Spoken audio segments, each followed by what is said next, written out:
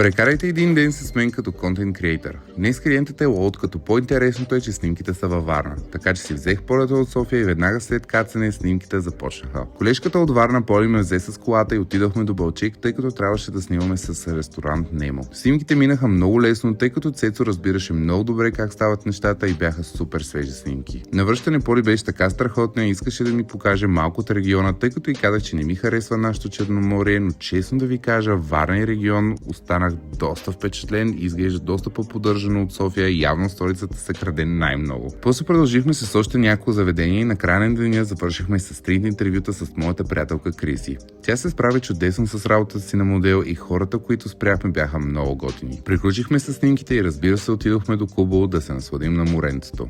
На следващия ден продължихме с снимките на още ресторанти и между другото снимах, че вече се предлагат доставки с лоуд от пазар Чаталджа. Това не е ли много готино, че вече можеш да си поръчаш пресни плодове и зеленчуци директно от сергията на пазара? Влога стана вече много дълъг, така че остана само да ви покажа малко гледки от полета на обратно за София.